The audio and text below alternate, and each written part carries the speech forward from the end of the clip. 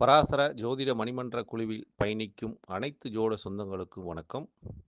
இந்த சூரிய பகவானின் நாளில் நம் ஜோதிடத்தை ஒளிவு மறைவில்லாமல் அதோட உண்மை நிலையை எடுத்து பேசும்போது, ஆத்மகாரகன் சூரிய பகவானோட அனுகிரகமும் அவரோட அருள் பார்வையும் நமக்கு கிடைக்கும் என்பது எல்லளவும் சந்தேகமில்லை. ஏன்னா, இன்றைய ஜோதிட ரீதியான ஒரு தலைப்பு நம் பராசர மணிமன்றத்தில் எப்பொழுதும் போலமே ராசி கட்டத்தை வைத்து ஒரு தன்மையை நம் எவ்வாறு உணர்வது என்பதற்காக இந்த தலைப்பு சுபத்துவமா பாவத்துவமா எவ்வாறு இதை நிர்ணயித்தார்கள், அதாவது நிர்ணயம் செய்தார்கள் என்பதுதான் ஒரு கேள்வியும் வச்சிருக்கேன், தலைப்பாக வச்சிருக்கேன். இந்த இதை ஏன் அதை வச்சிருக்கேன்னா, இன்னைக்கு ஜோதிடத்தை அனைவருமே ஒவ்வொரு விஷயத்தை கண்டுபிடிச்சிட்டு அது மூல நூலே தவறு என்று சொல்லக்கூடிய ஒரு காலகட்டத்தில் இருக்கக்கூடிய ஒரு காலத்தில் இதை கேட்கக்கூடிய காலத்தில் இருக்கிறோம், நம்ம பயணித்து கொண்டு இருக்கிறோம். அப்படிங்கும்போது இந்த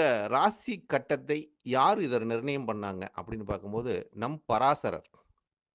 பராசரர் தான் இத நிர்ணயமே பண்ணார் ராசி கட்டத்தை. ஏன்னா, அவங்கவங்க கிரகத்தை வைத்து ஒரு பலன் எடுத்துக் கொண்டிருந்தார்கள்.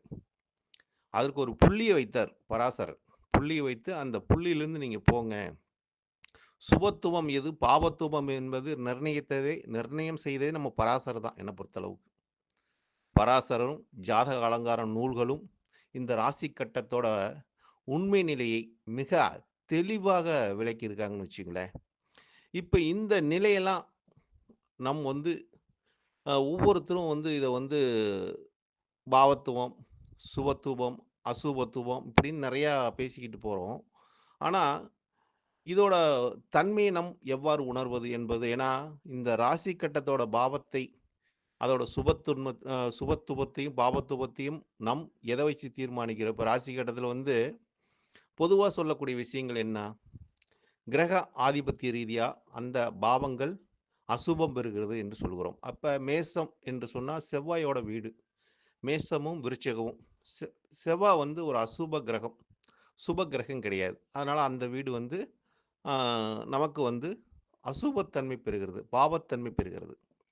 அடுத்த வீடாக வரக்கூடியது எது அப்படின்னு பார்த்தம்போது, சனி பகவான் வீடு. ஏன்னா, மகரமும், கும்பமும் பாவத்தன்மை பெறுகிறது. அதுவும் அசுப வீடு நின்றது. ஏன்னா, சனியும், செவ்வாயும் இந்த கிரகங்கள் எதுவும் சேர்ந்து எங்க இருந்தாலும் பிரச்சனைய குடுக்கும்.